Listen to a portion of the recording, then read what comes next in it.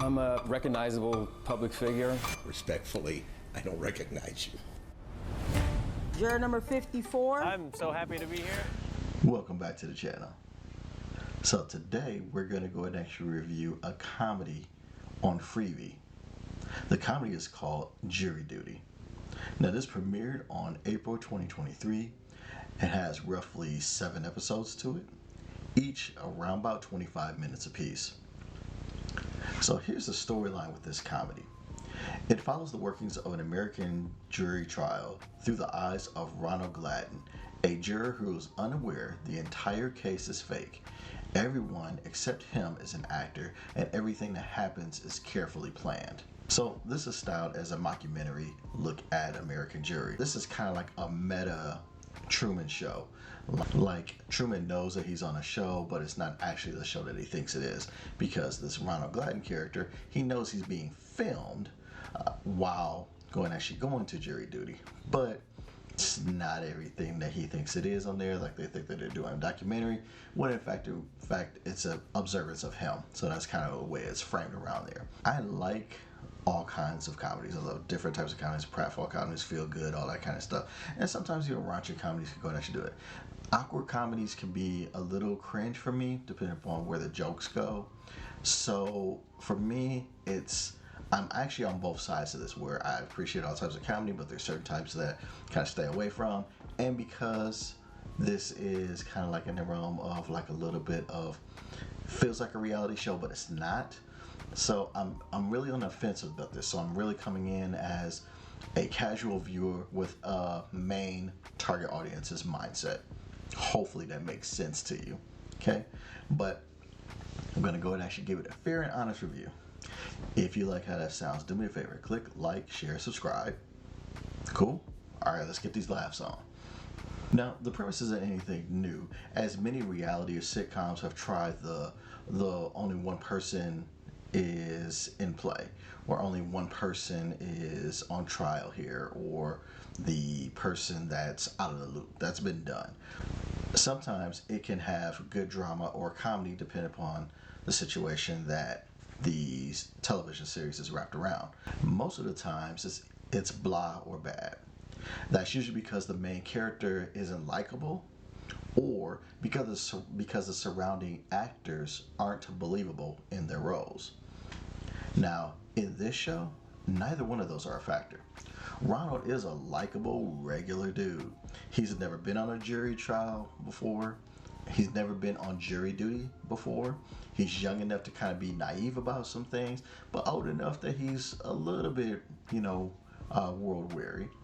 He's unassuming. He has a good nature about him, but he's self-aware, and you like that for him. You're totally on board with him being the main character, the perspective we're following in this series.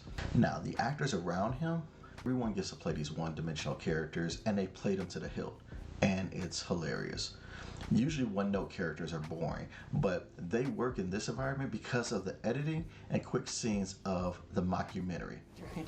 Would you be able to be a good juror for this matter? Sir. I'm racist. Sir, please have a seat. I don't know why I said that. Eliminate that for Yeah, the next time. totally. Yeah, that's a stupid idea. And I will say that that's probably the biggest hero of this series, is the way that they're editing this series of these days that they're putting on this fake trial. You can see that there's continuity things going on here, or that days that how they go and actually cobble them together, going to actually make it a trial. And there's probably a lot of boring stuff that's in there that doesn't make it as fun or what have you. The editing does a masterful job of getting you in and out of scenes, make you go ahead and actually look at different characters, look at different things or whatever. It makes you really believe that this is going on. And that is probably the masterpiece on this, as well as having those characters really be able to play their parts. And I honestly can't give a special shout out.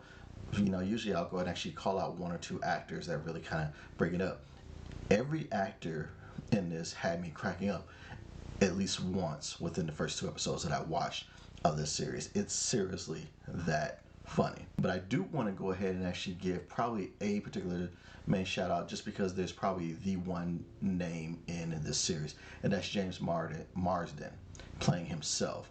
Now, as a big name actor trying to get out of jury duty, he's just, first he's likable, then he's kind of swarmy, then he's kind of like pretentious, and all this kind of stuff. And he's playing it up to the hilt. And when that doesn't work, he tries to big time everything, and it's so great. And the fact of him trying to go ahead and actually up like he's this big star actor, when in actuality you're probably a tier below that. And he's got great comedy timing. The way that he does it just works, and he was a great guy to put into this. As far as the story, the framing of this case is absurd.